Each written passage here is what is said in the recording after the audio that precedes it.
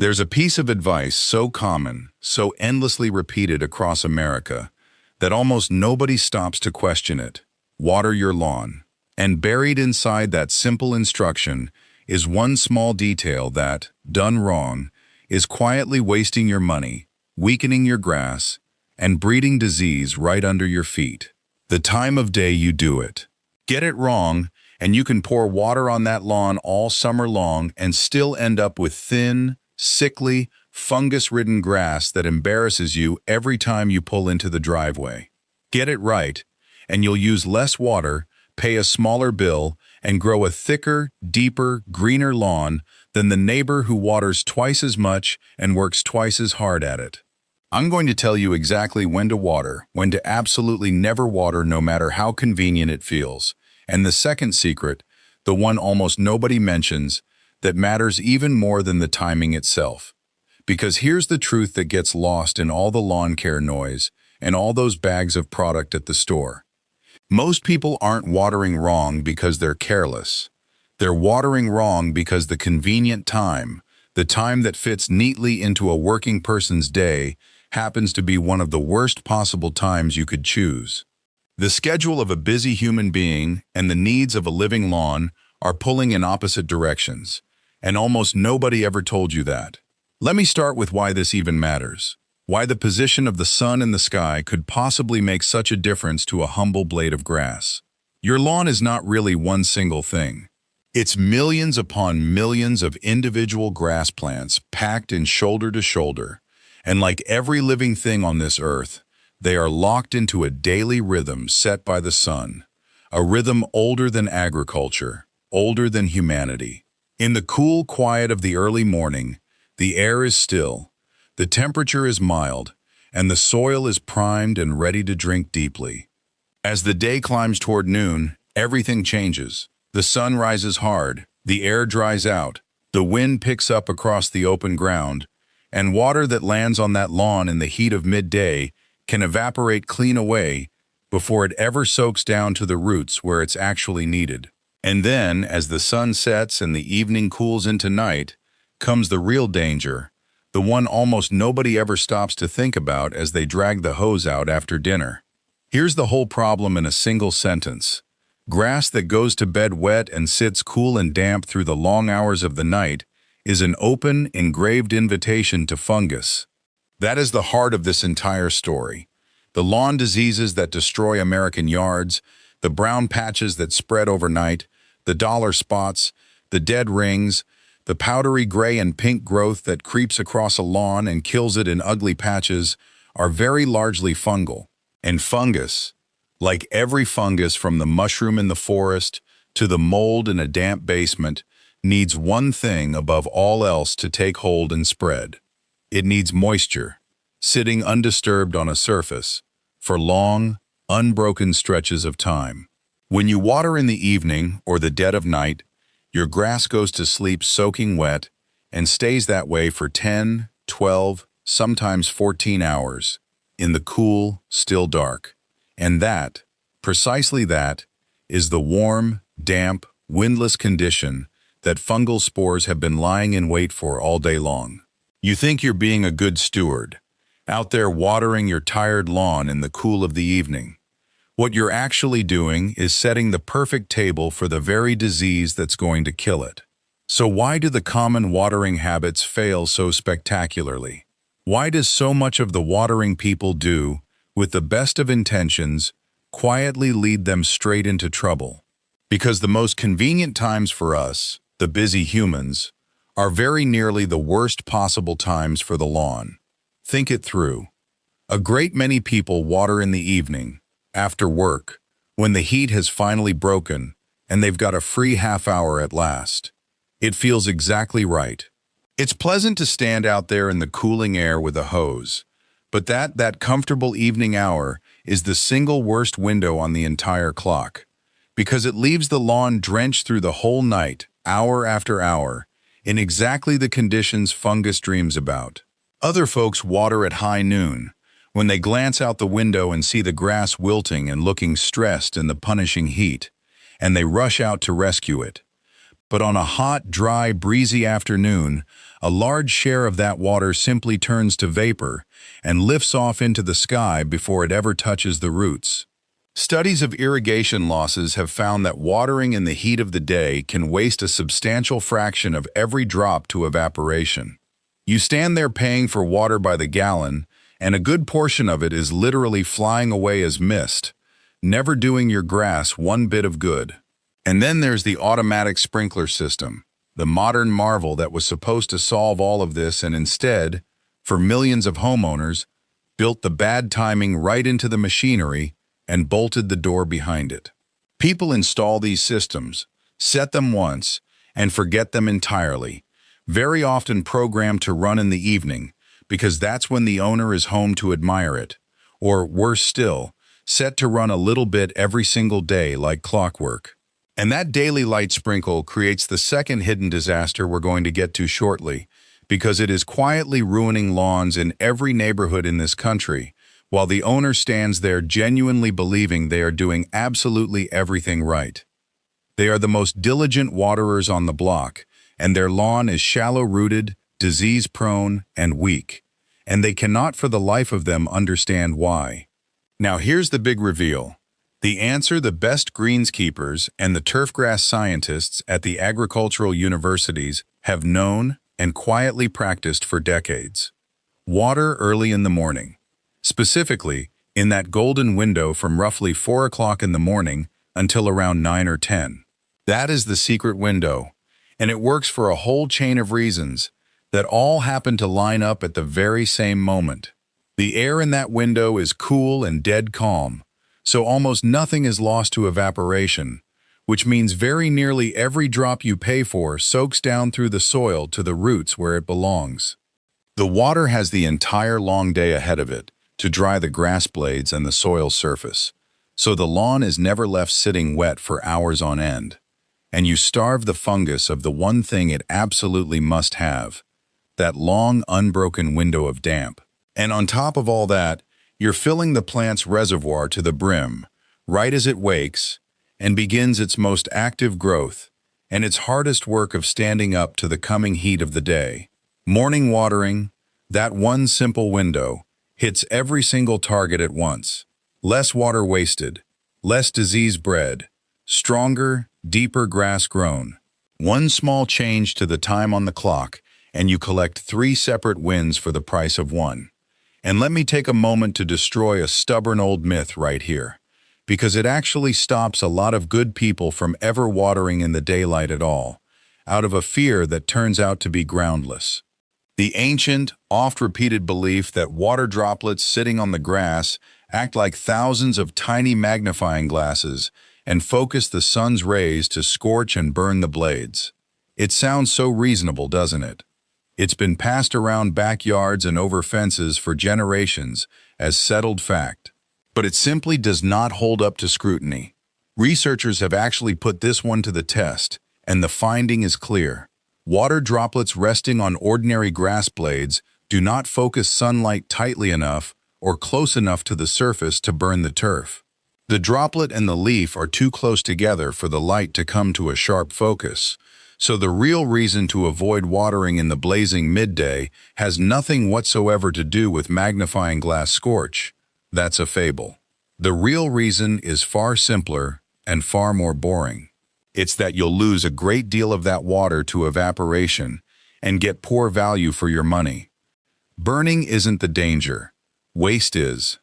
So now let me lay out the science a little deeper, because understanding the why is what separates the person who follows a rule from the person who truly understands their own lawn.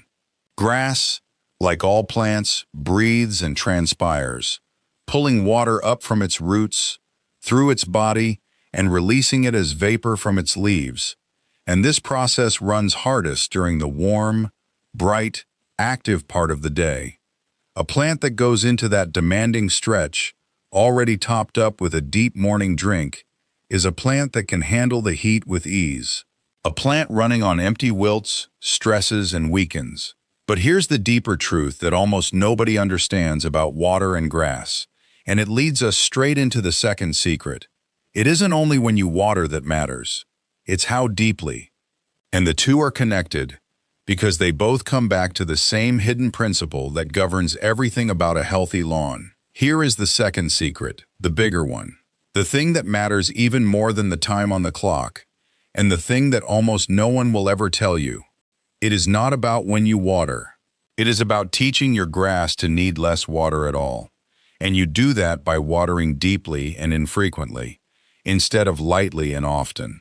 Let me explain what that means, because it overturns nearly everything people instinctively do.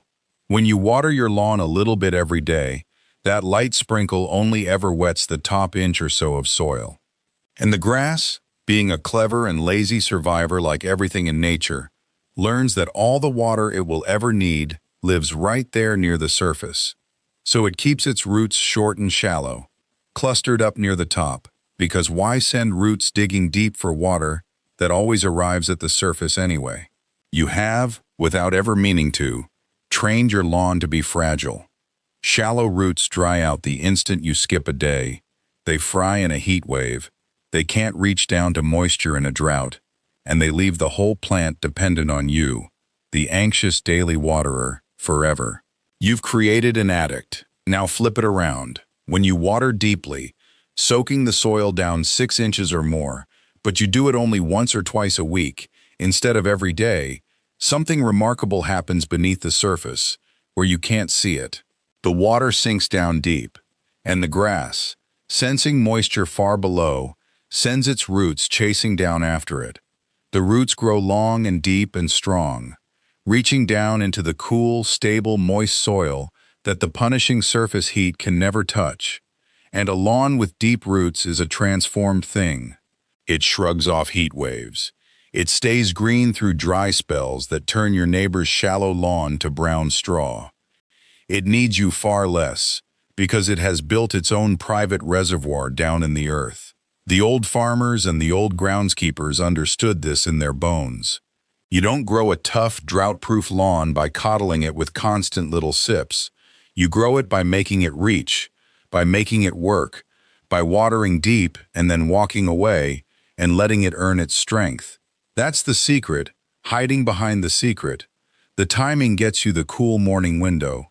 But the depth, the deep and infrequent soak, is what builds a lawn that barely needs you at all.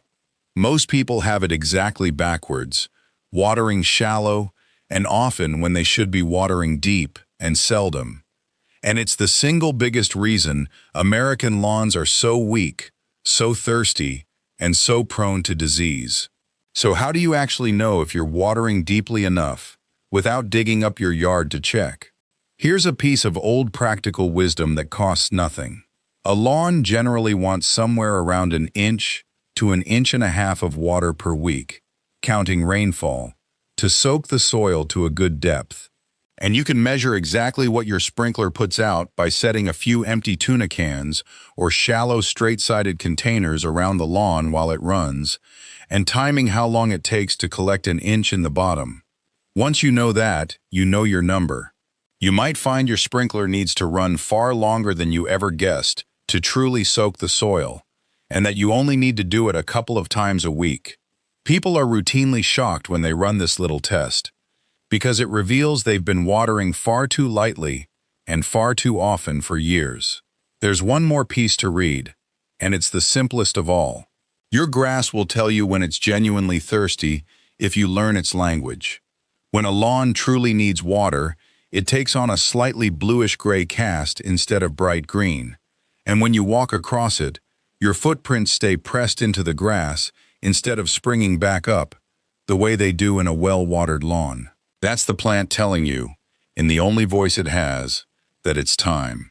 Watering by the calendar or by habit is guessing. Watering when the lawn actually asks is wisdom, and it'll save you from drowning a lawn that didn't need it, and from breeding disease in grass that was already wet enough.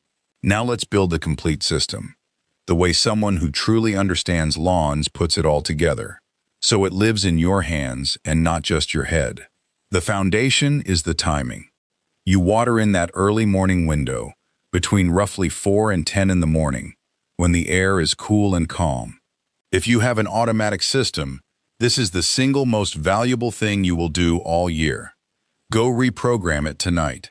Set it to run in the pre-dawn and morning hours, not the evening, and for the love of your lawn, take it off the every single day setting. The next layer is the depth and the rhythm.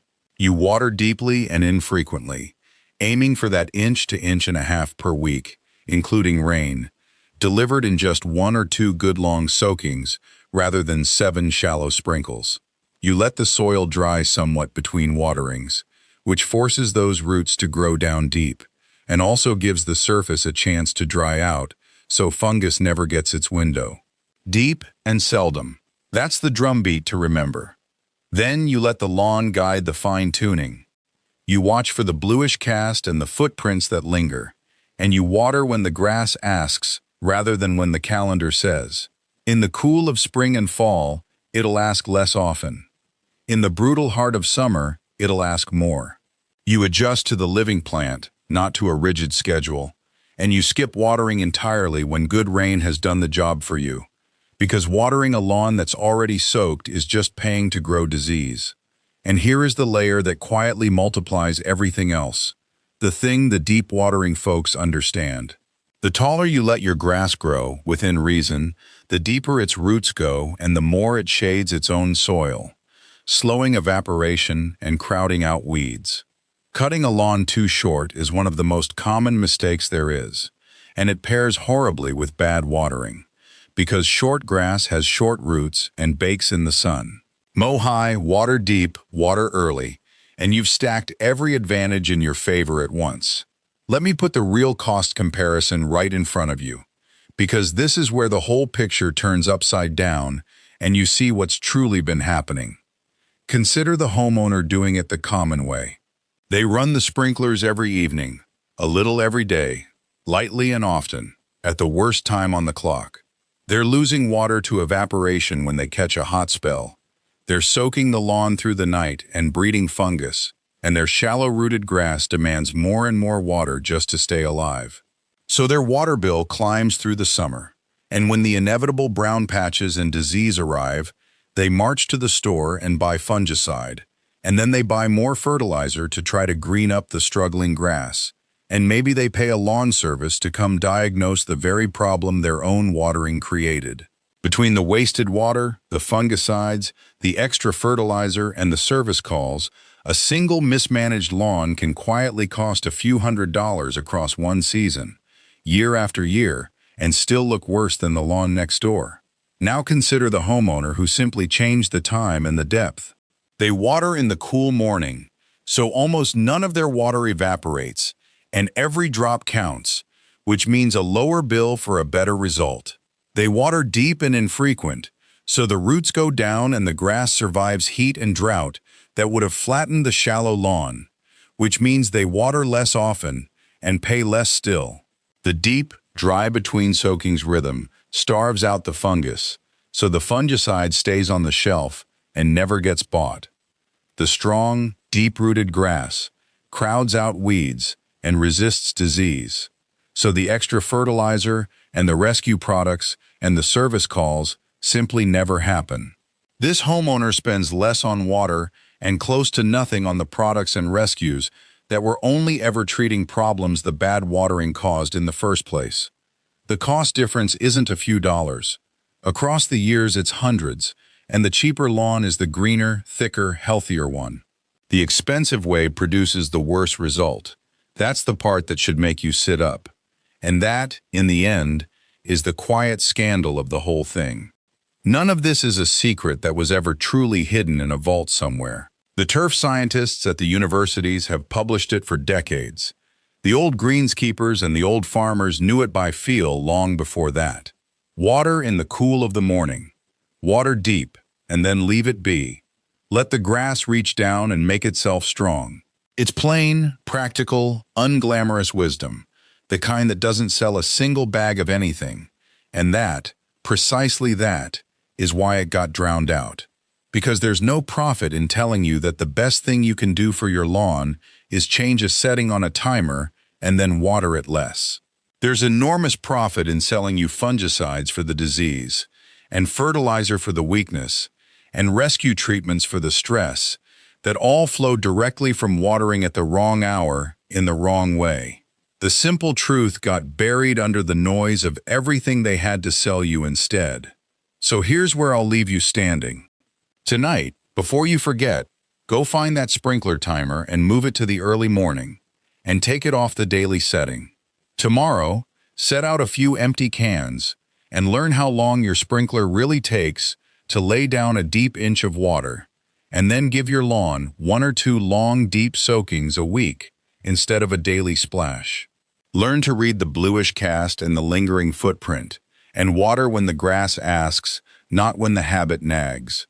Do those few plain things, and you'll watch a tired, patchy, thirsty lawn slowly transform into a deep-rooted, drought-shrugging, disease-resistant carpet of green. And you'll do it while spending less money, not more.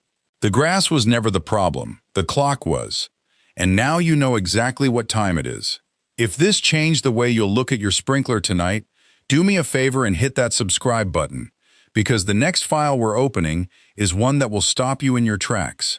There's a common mistake people make with their lawnmower, something almost everyone does without a second thought, that is silently tearing their grass to shreds and inviting in the very diseases we just talked about. And the simple fix costs nothing but 5 minutes and a wrench. I'll see you in that one.